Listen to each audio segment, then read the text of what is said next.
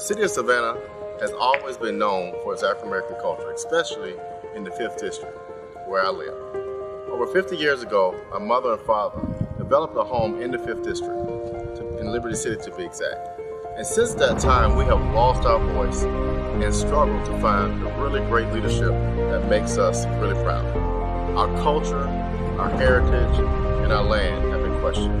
But if you join me, Robert Bryant, next year in 2023, we can get to work and believe in change that we can all be proud of. So join me, let's believe in the change, and together we will make the District 5 stronger. Thank you.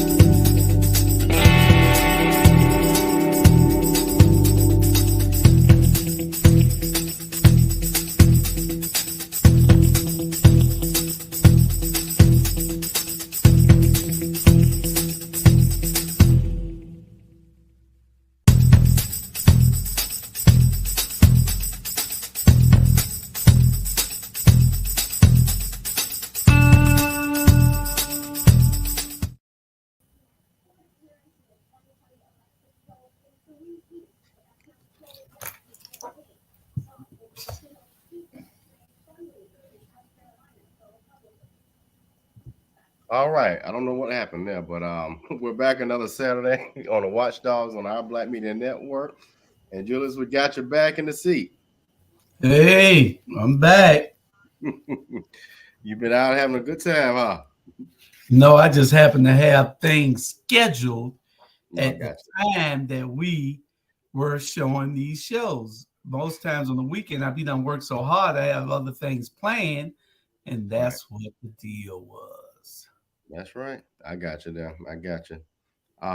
So yeah, what do we have on our list today? You sent out a few things, and definitely want you to kind of guide us into these topics. Well, it wasn't but three things that we're going to talk about. Some late issues came on after we did the Rabble. We saw some things pop up, and one of them were Morgan State University approaching 10,000 students on their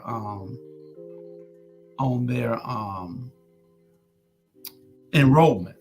10,000 at Morgan State, and we don't have 2,000 at Savannah State.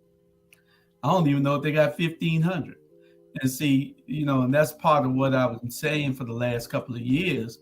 They're letting the school fail just like they do every Black institution or every Black thing in this city. They let it fail on purpose so that they can take it over. Because once it failed and we're not paying attention, all we say is, oh man, they couldn't last. But we don't see what's behind the closed doors and what's making these institutions and these properties, these businesses, all these things fail. It's a plan. And we just got to wake up and look at it. They against the woke people being woke, but we got to wake up real quick. Yeah, I one of the things, and it's no secret, I work in higher education. One of the things that Morgan State has, I don't know how well Savannah State does this because I haven't been there, but they have they have graduate programs, certificates. So if you want to, for example, go get a credential and continuing education, you can do that. So it's programs like that beyond the undergraduate programs that really grow those institutions. And so, that's how you build your enrollment. I mean, you got undergrads, you got people who are coming to get their bachelor's degrees, but can you build your graduate programs out to build enrollment? So that's the thing, right? But again, I agree with you 100%. It's, does the Board of Regents want them to do that?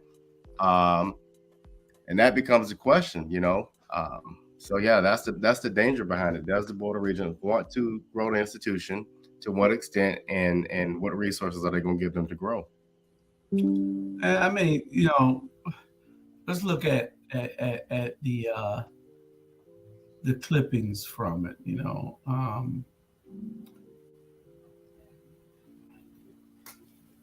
It is Morgan State's David Wilson, another record freshman class as total enrollment nears 10,000.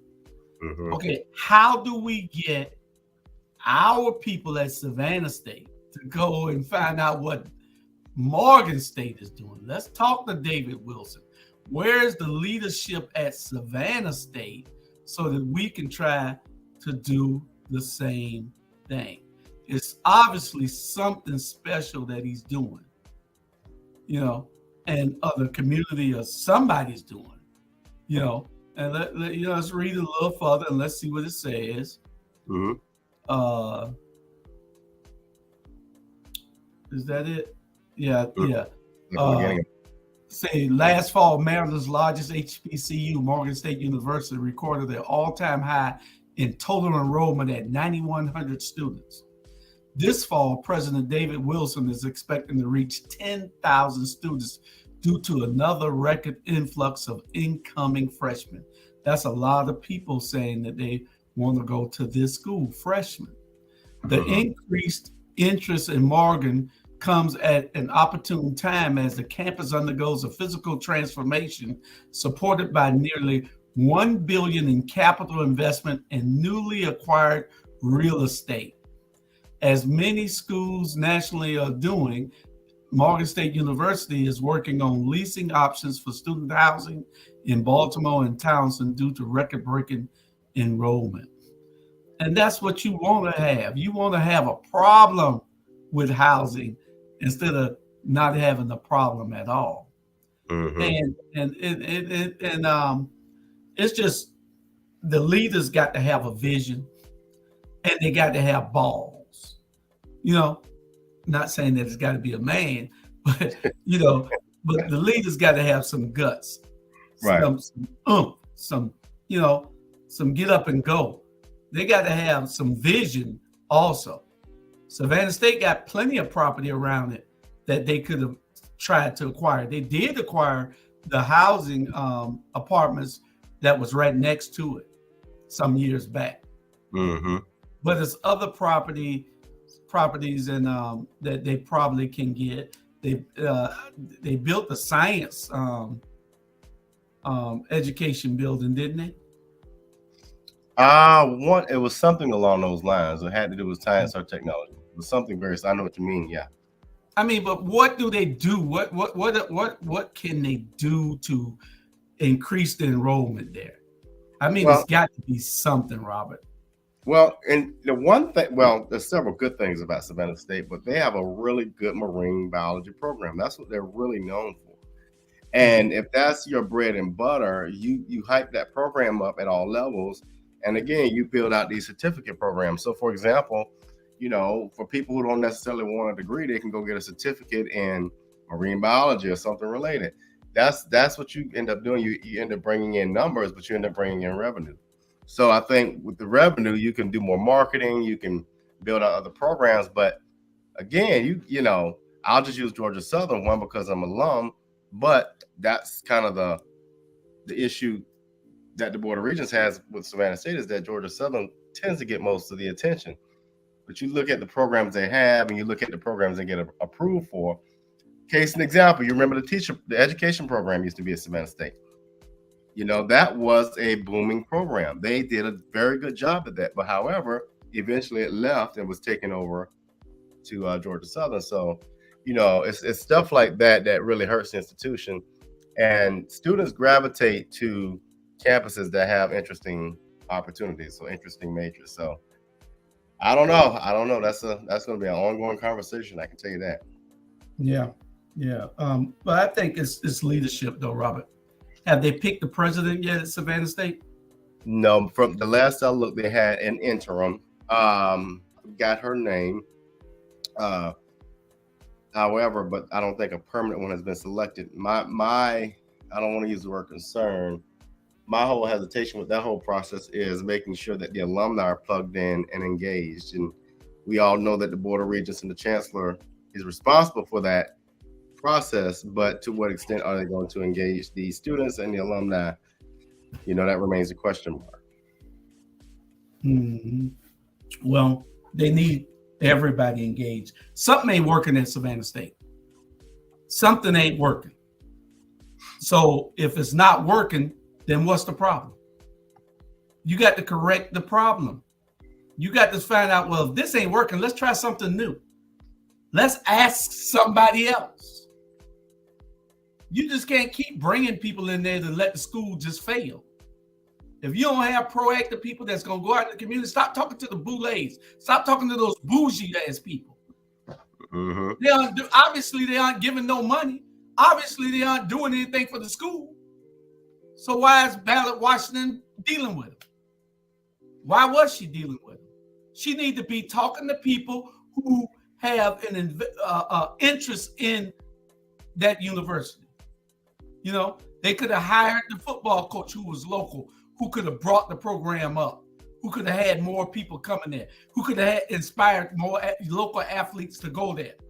They aren't thinking. They want the school to fail. They want the school to fail. And that's the problem.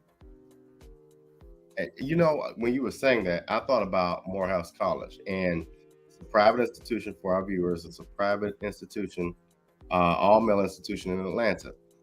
One of the things they did a very good job of, especially when we were going into the pandemic, they created online degree program. So, for example, if you are a current student or you are a male who, stopped college for whatever reason and want to go back, you'd have that online option. That helped their enrollment a lot. Savannah State's biggest Achilles heel is the Board of Regents. And I'm not throwing shade or anything at the Board of Regents, but sometimes they've got to let the leadership do what the leadership does. I don't know if you remember when Carlton Brown was there, but Carlton did a very good job. Cheryl did a very good job, honestly. However, you can only do as much as the Board of Regents will allow you to do. And then they will kind of put that gate in front of you and so forth and so on. But a lot of times what I have noticed is it's that board, or it sometimes has been the chancellor that has placed limitations on that school. And, you can only do so much as the boss people will let you do. Well, somebody said that they thought that it was too many old people that they hired trying to run the place. Ballard Washington ain't that old. And then somebody else said that it was too many foreign people and white tigers, they call them, that were trying to run the school and make sure the school failed. They brought these people in for that particular reason. And they say the institution is getting away from what it has always been known for. They get rid of the programs that's needed in the community and they ship them to other universities. And then they let that school, nobody has an interest to go there. What are you going there to major in? Marine biology? How many goddamn marine biologists you think we gonna have? They're not coming from all over the world to go to Savannah State for that. So the planning is everything. If they don't know how to change direction, then they need to change leadership. Yeah, but guess who picks the leadership though?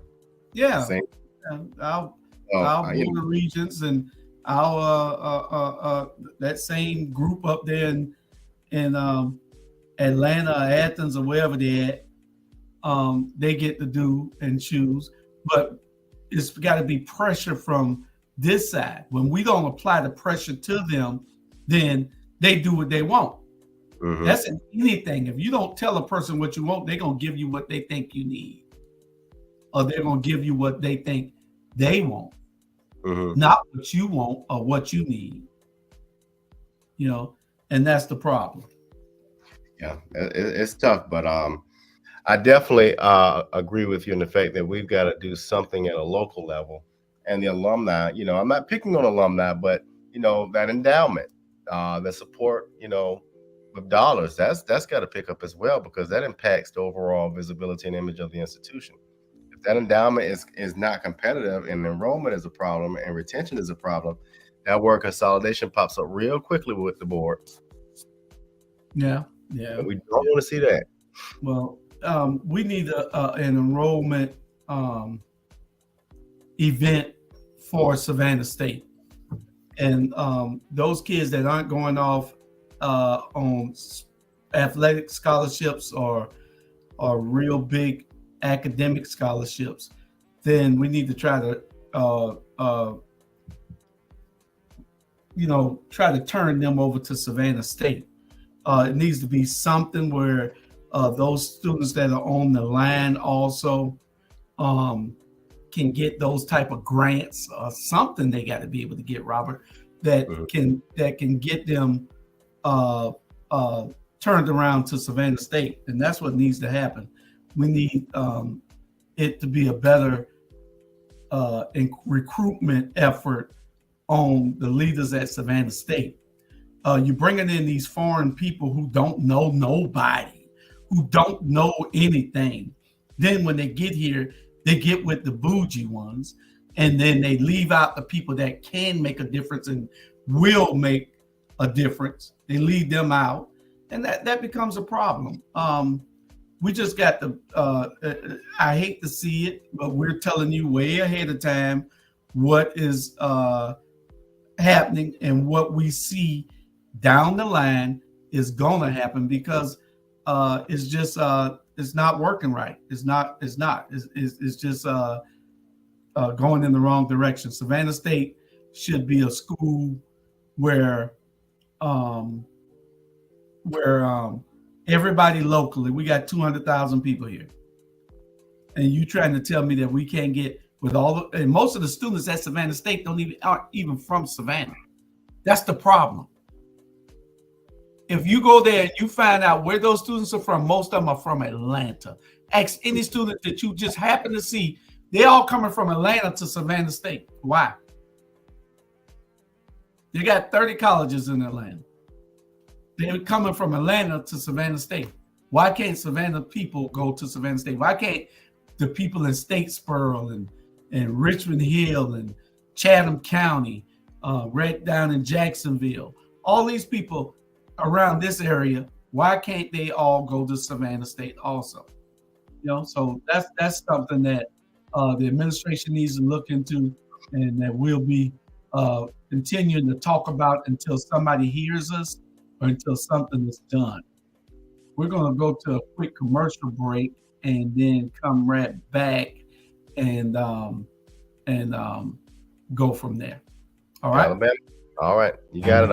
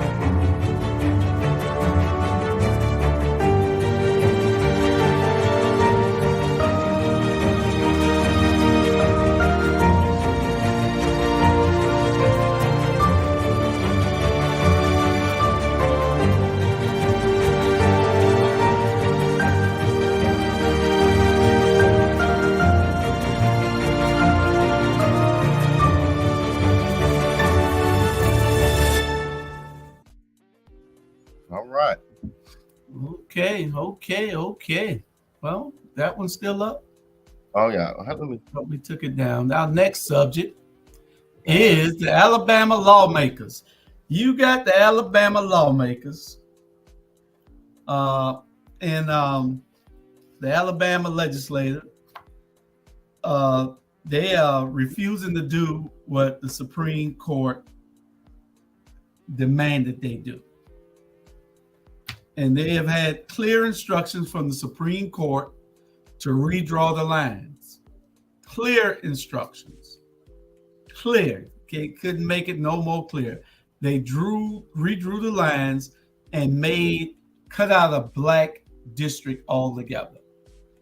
Now the Supreme Court is telling them that's gerrymandering and they can't do it. They're telling the Supreme Court, so the Supreme Court sent it back to them and told them, say, redraw these lines the way they were, or redraw them so that it can be back the way, so they can have black representation.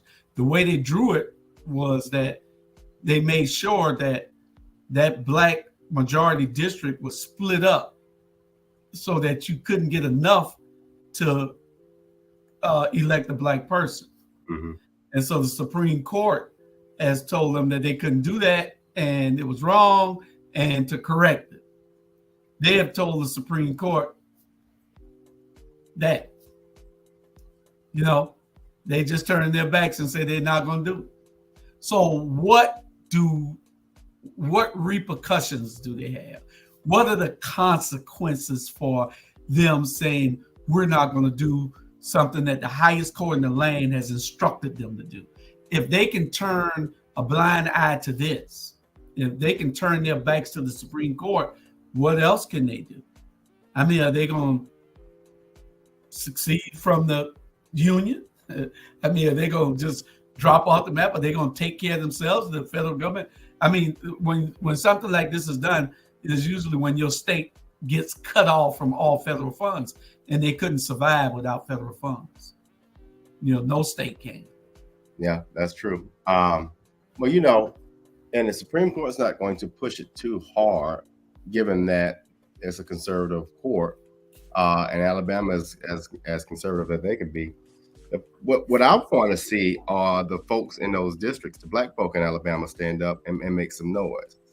What's happening, we're seeing in Florida and all throughout the South, are people that don't look like us that get to dictate what we do and how we do it and what we talk about when we talk about it and who we talk about.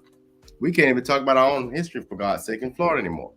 As a matter of fact, I don't know if you saw the latest headline, but AP psychology was banned. Like, what kind of ignorant mess is that? You got banned books now throughout the South. Like, we are taking slow steps back to becoming a segregated, slave-driven country, and it's happening slowly but surely. It started with the whole abortion law. That had nothing really to do with abortion, and everything to do with how folks can control other folks. And we're in a very dangerous place right now, because even with Trump looming for the presidency and has like 100 indictments, we are in a scary place. So what's happening? You have folks that live in supremacy and believe in supremacy, leading these conversations, and the main ones telling the Supreme Court, we ain't got to do what you want us to do, because we are, we're hiding the court. That's correct. That's correct. They've been emboldened to act up, and when you're emboldened to act up by who you think is your leader, even when that person doesn't really have any power, they what's going on in Washington and across the South, the East right now with Donald Trump is, it has to happen so that they can show people that no man is above the law and no man is a king in this country. We have no kings, and because a king can do anything, a king can get away with anything, but a president cannot. And Donald Trump, for some reason, thinks that he is a king, and some of the people in this country think that Donald Trump is also a king. But what is going on with him with his legal matters has to happen so that this country can understand that there are a set of laws that everybody must obey. And if you don't obey them, then there are consequences to your refusal. And so even after the judge admonished him before he walked out of the courtroom on Thursday, he still went out and made a post on Thursday or Friday that was in direct conflict of what she had said. And now what they should do is lock him up in a cell, leave his detail as his security, but lock him up. Leave his detail, his Secret Service detail, as his security, as the prison guards, but lock him up. Donald Trump ain't gonna learn until you lock him up. It's not gonna be no war. Who are you gonna fight? Who the Republican, the crazy Republican gonna go fight? He don't know who his enemy is. Is it the guy next door? You don't know whether the guy next door is a Democrat or a Republican. You don't know whether that black guy is a Democrat or a Republican and on his side. So who is going to go fight? He go to Washington? They ain't taking that no more. Everybody trying to go in that Capitol will be gunned down. Go in there again if you think you can get in the Capitol. It's going to be another January 6th. That'll never happen again. Not in our lifetime. That'll never happen again. And they know that. They done arrest over 1,000 people, got 2,000 more to arrest. 1,000 people have been arrested. They got up to 2,000 more people that the FBI just ain't had time to get. They coming to get them too. That's a report that came out the other day, that they will be looking for those people also. So what I'm saying is that what we have to do is make people on all levels obey the law and obey the rules. If the Supreme Court has ruled, there is no other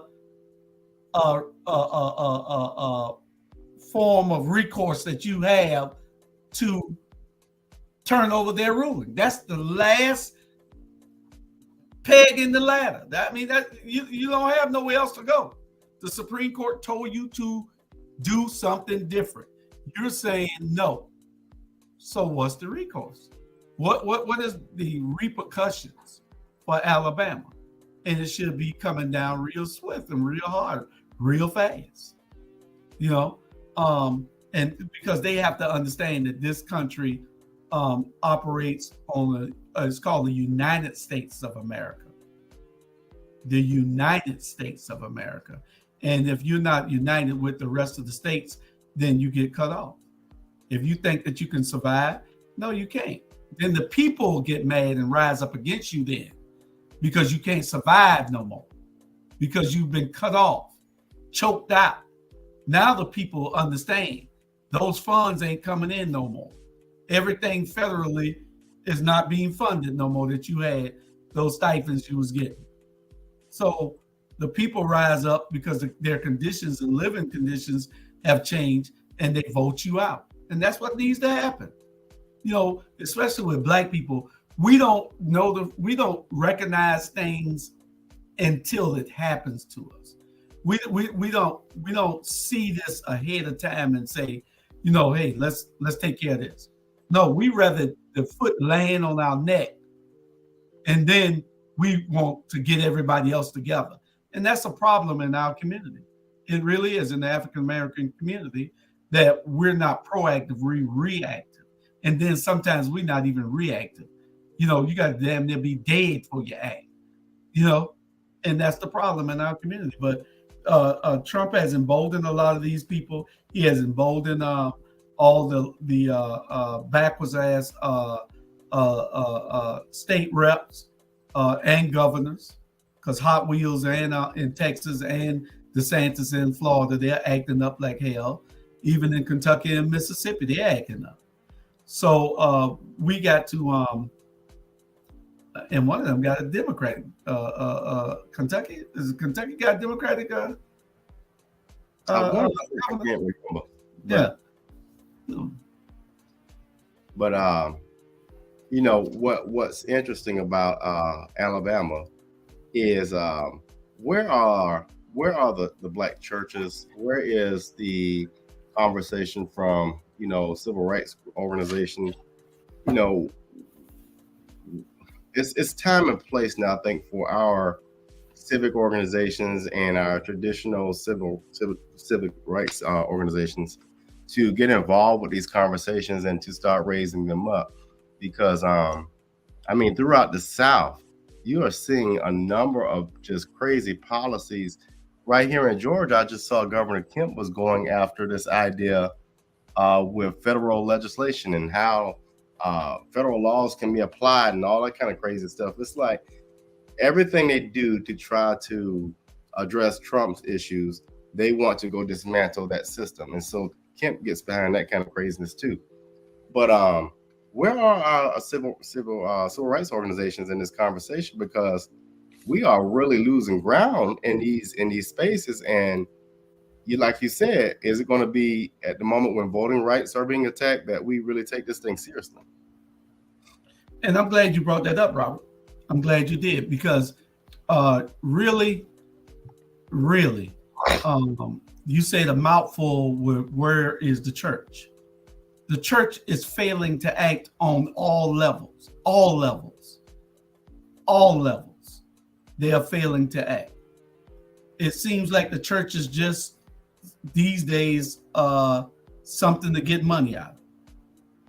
I'm serious, because even if you can't win, you still fight. Even if you can't win, that's right, you still fight. And I don't understand where the fight is in the church these days. There is no fight. They aren't doing anything but preaching in the pulpit every Sunday.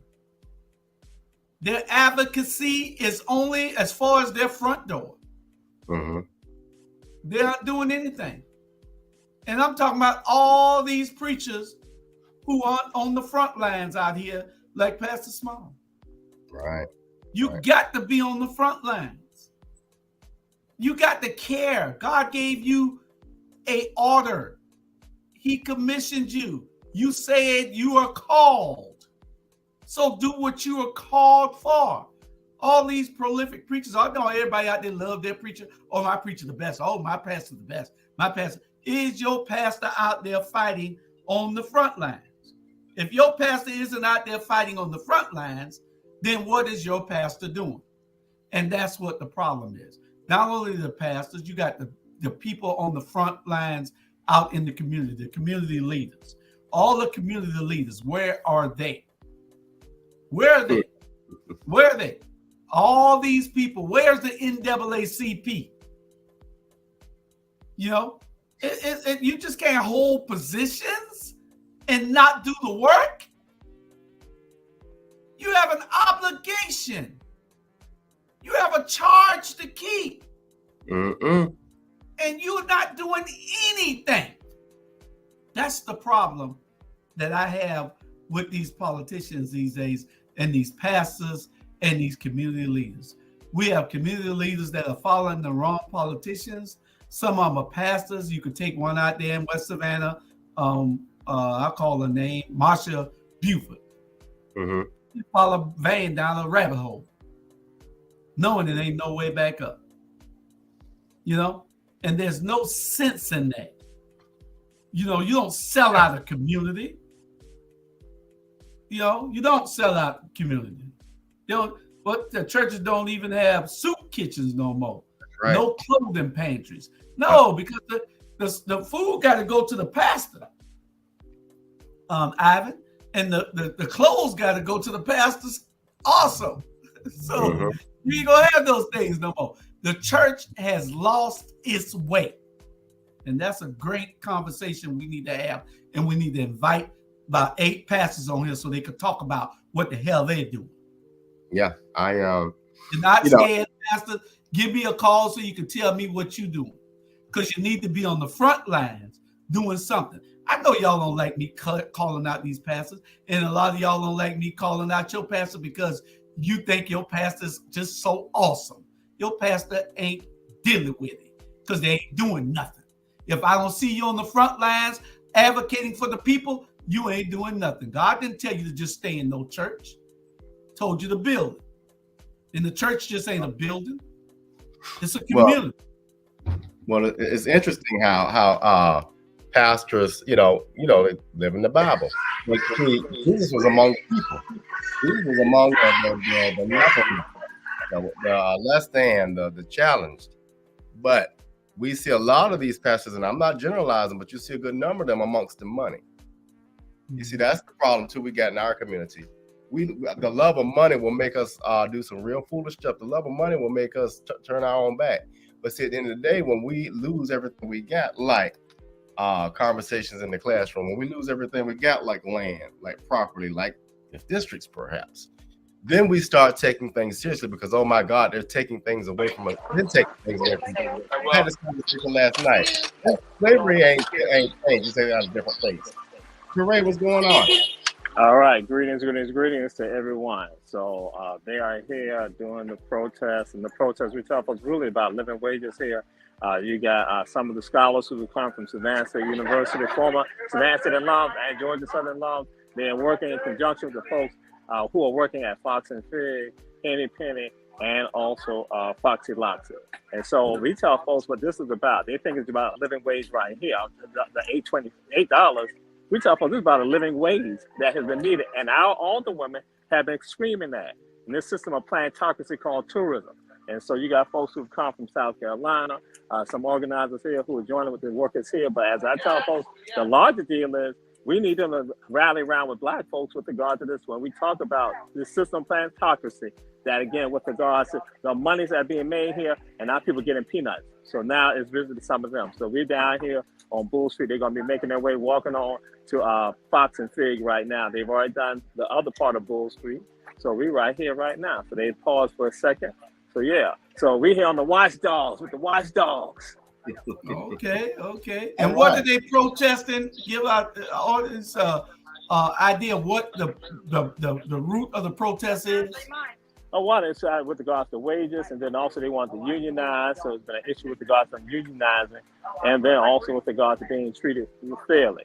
And I tell folks all that what we always advocate on all the shows, but not say all the shows, but what our Black media does is focusing on our humanity, about respecting us, and then also making changes.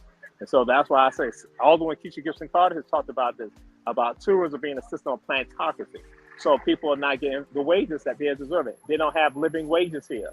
Have we not all been talking about that? Dr. Robert Bryant's been talking about this. Julius Hall been talking about this on the shows from the Rabble to Run Tell That, the Watch Dawgs. We've always been talking about living wages. So I'm telling people that's what the deal is. Now, what I did share with them, I had said to one that y'all need to be putting this out here. Because again, and then join with us in what we're talking about. That it just ain't about this right now, but it's about being further. That again, you all have said, remember in November, but then it's November each year. We need to be remembering about this right here. So again, living wages, $7.25 is not enough. And guess who knows that? Who's known that for the longest? Black folks in this community. But you guess what? You come here and people making millions off of this city with regards to tourism and this county. So we tell folks this all the time, that it is heaven for some people and hell for others. And guess who got most of the hell? The ones who make it possible and made it possible. Mm-hmm. And so we right here, you know, it's fit. Y'all, but some of y'all know where we at right now. Ain't this the Oglethorpe Club? Ain't this one of the seats where they go and make these decisions there? That we can't come. We can work inside here, but we can't come and visit inside here. The private club dominion right here, the Oglethorpe Club. See, and what I told them, I say, when we are through here, you see some of the historical figures. We saw Jesse DeLoach, former school board representative. They walked past, they didn't know it. So I called out to Jesse. That's why it becomes important for us when we have these movements to have us who still got the memory involved. Because you walk past places not even understand. That's why they didn't even understand the importance of when they came right here, what this is represented to us. The system of oppression. They've oppressed us and kept us down in these menial positions also. So it ain't no accident. So we right here.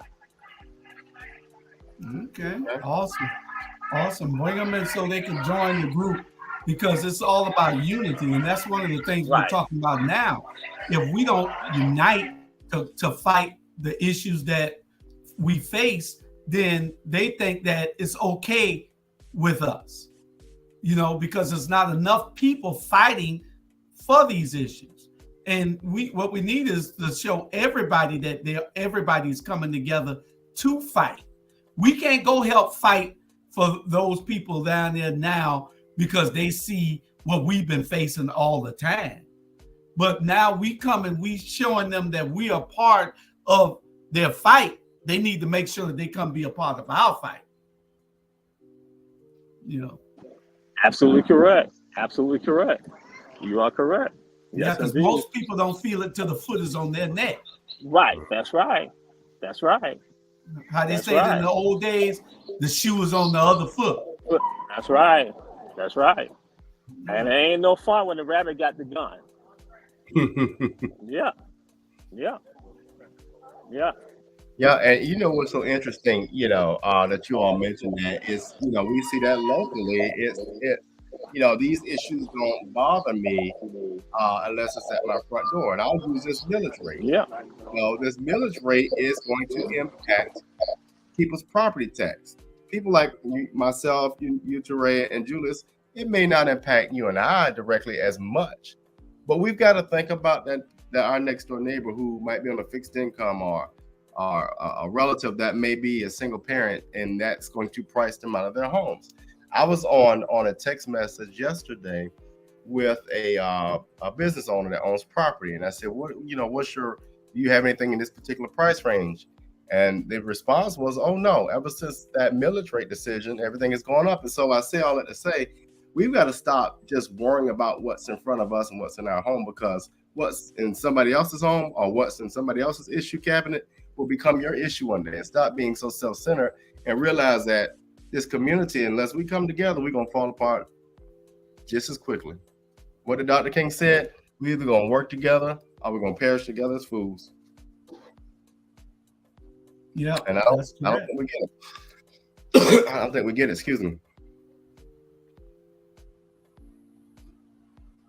Oh, y'all walking the whole downtown. Oh yeah, walking to Troop Square right now. So walk from 36 and down. So I see some of them can't handle it. Some other folks. So I like, when you in this movement right here, you handle it. You handle it. You suck it up, because you know your ancestors went through more than this. Yep. Yes, indeed. Okay. Well, see, that's great. They all are out there. How long were you at the first place? They were there. They got started at 12 o'clock. Okay, so they protesting at two locations? All three locations. They first hit Foxy Loxy, right there on 36 and Bull. Then they went down to Penny, that's at 31st and Bull. And so now walking on over to Troop Square to Fox and Fig. Gotcha. So now I'm gonna tell y'all something. I kind of like Fox and Fig for the vegan stuff over there. And they're good. My God. I love it. My God. So we can't go there no more. And so see what happened when you become a part of this right here. It made you make steps and moves that you didn't want to do. Well, you better find another vegan spot. Oh, I only far few between. Come on, man. Just keep eating. You know, we support Hungry Vegan. We support Hungry Vegan. Okay, so let y'all know that Hungry Vegan. That's right. We do support that. That's part of Kwanzaa Crawl also. So yeah, I just want to let y'all know. So now I say I can't go to Fox and Fig and go get the dessert item. Don't tell Coach Carter I go to get dessert items from there. Don't tell Coach Carter, please. I think he watched it. No, we won't tell Coach Although Carter. Keisha Gibson Carter, Gibson Carter gonna be the one open up her mouth. But it's vegan. It's vegan. Yeah. But I won't do that no more.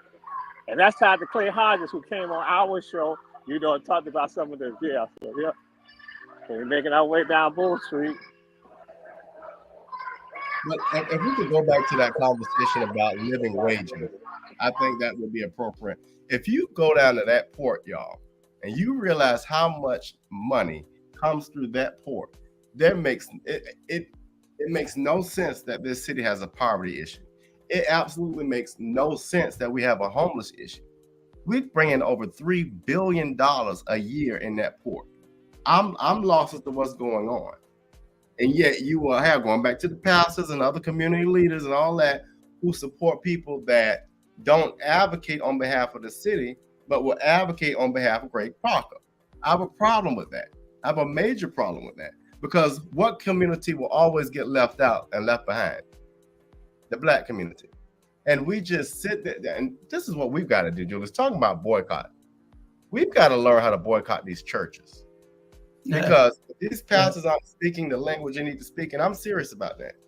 I find it hard to align myself with someone who does not understand the conversation about upliftment of our communities.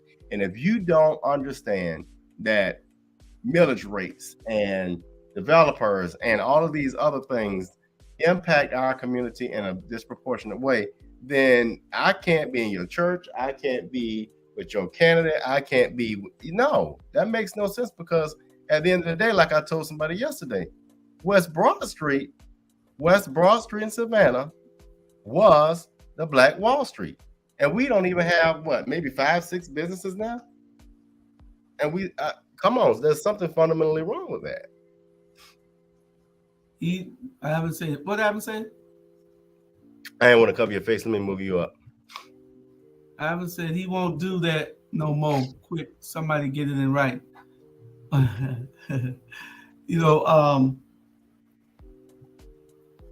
We just got to get things situated where we're all on the same page.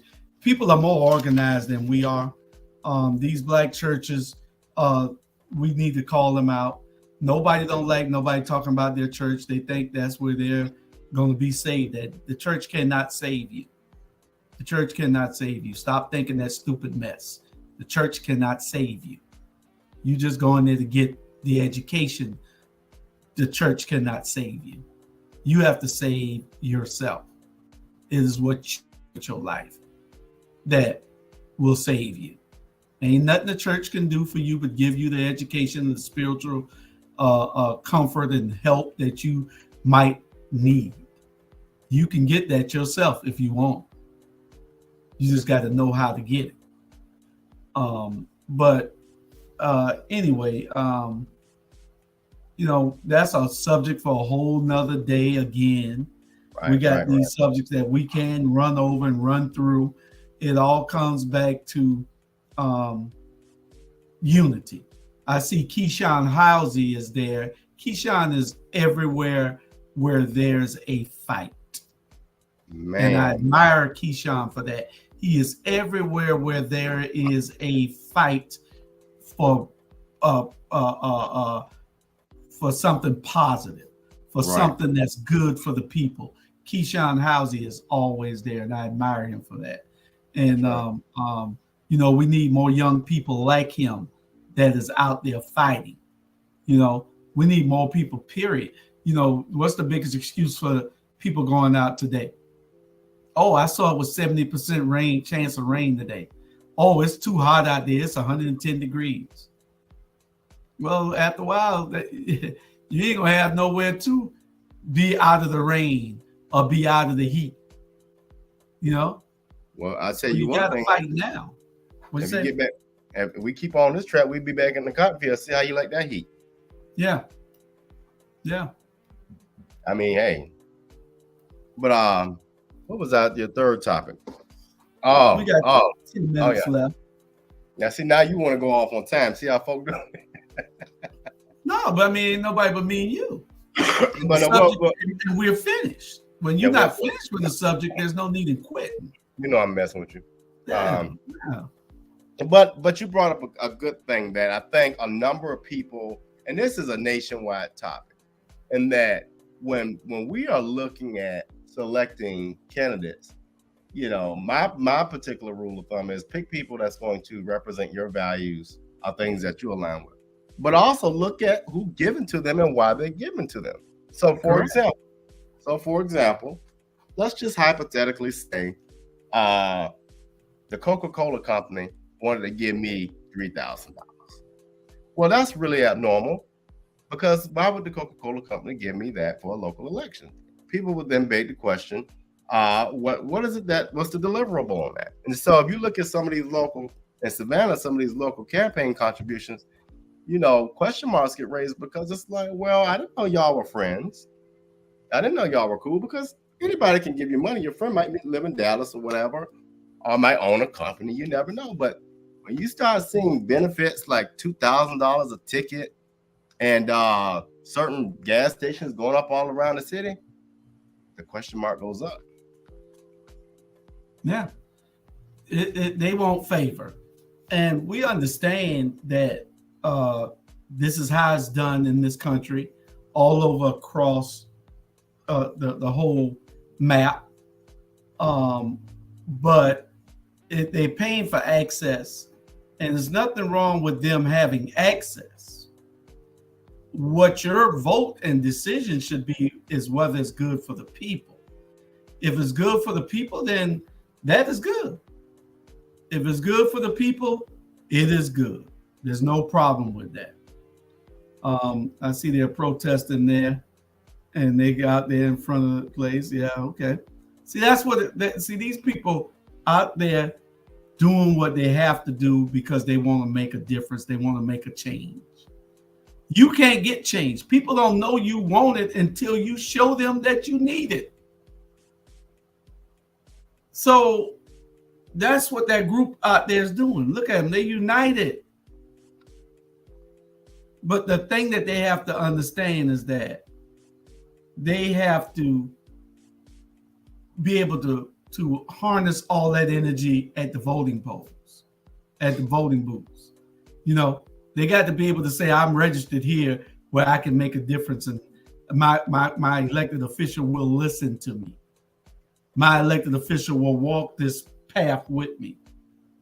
And that's what it's about. You got to have people who are fighting the fight with you. You got something else, Jamal?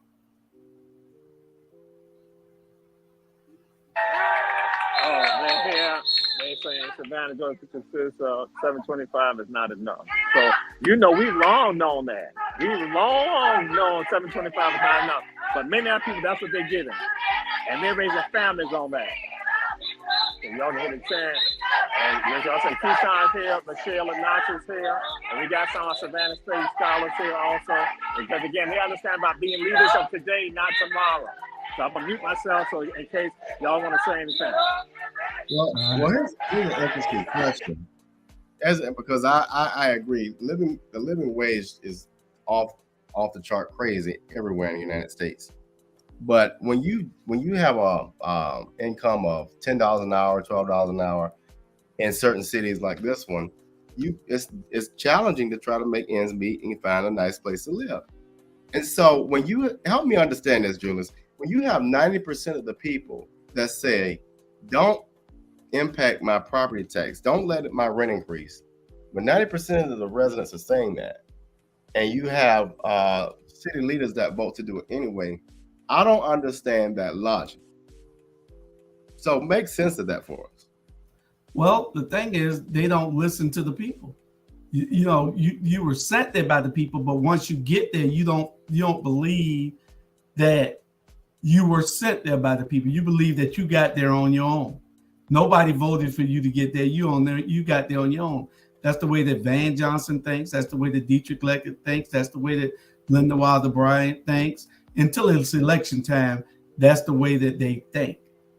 Estella Shabazz has turned her back on the community, and she's for whatever is fashionable. When she was in the minority, it was whatever she was fighting for was what was for the people. Now it's whatever is fashionable for whoever is the establishment is. Let's just say that. Whoever the establishment is. We have to get there's nothing wrong with being friends with these people. Seriously. They have to make friends with the people who are building the city up. They have to. There's nothing wrong with them. But when you're and most of the things that they're doing compared to If they would just do some of the good things for the other underserved and underserved people in this community, the underserved communities, then nobody would have a problem with what they're doing with everything else. I don't understand what the problem is. Do what you have to do for the least, and you can still take care of those with a lot. And it don't make sense, you know, but this is the revelation that the people need so they can see we will remember in November, because they're showing you we still ain't gonna give you nothing and we still gonna take care of these people. Ain't nothing wrong with you taking care of those people, but take care of these people also. Spread the wealth, spread the infrastructure build up, spread everything, the community development, everything that's happening in every neighborhood need to be also done in all the other neighborhoods, but they're not doing it, and they don't care, and they're being led by a clown that tells them that it's going to be all right. But in November, people can show them that they need to remember. And Robert, you did two things. You forgot the second commercial, and you forgot that was your terrain talking. And we got to get on point where we'll be doing our commercials on 15, 30, and 40 and 45, no matter what it is, whether somebody talking or not. We're gonna start just they'll know when that commercial come up, and they can finish when the commercial goes off. But we got to get into a pattern of doing it on that way. We ain't got but 3 or 4 minutes left, but we have some tough subjects. We got a lot of stuff going on in this country that needs to be addressed. And if we don't talk about this, we can't just have you in your house not knowing. We can't just have you sitting back on the couch and not doing anything. If you're not going to be with us physically, then you need to be with us spiritually and financially. It's all kinds of ways of being involved and engaged. See those kids out there in this hot summer day? They're together for a reason. They're trying to change the course of what their lives will be. They're trying to change the direction these people are sending them in with not wanting to give them adequate funding, paid, and different benefits. So they're all together. They're united. If they shut down and don't work, then how are the businesses going to operate? They're part of the service community, the service industry. If they don't do it, then the people got to hire somebody else, and those other people ain't gonna do it either. So anyway, I've talked enough. We'll cover these subjects again in the next coming weeks, and Robert and I will have more political candidates on who will be doing their thing. Okay, Jamal, we appreciate you bringing that to us from out there. Any last words, Robert? Oh no, I think, I want to go back to this idea of community, and we've got to step back into community, and that's from individuals to churches to civil rights organizations, because the John Lewises of the world, the W.W. Laws of the world, the Harriet Tubmans of the world, those are the folks who laid the foundation, but we're allowing other people who don't look like us to destroy the foundation. So are we ready yet or not? All right. We'll talk with y'all. Don't forget, Pastor Smalls at 6 and America After Dark at 10 tonight. Pastor Smalls at 6, America After Dark at 10 tonight. Don't y'all forget, tune in and watch.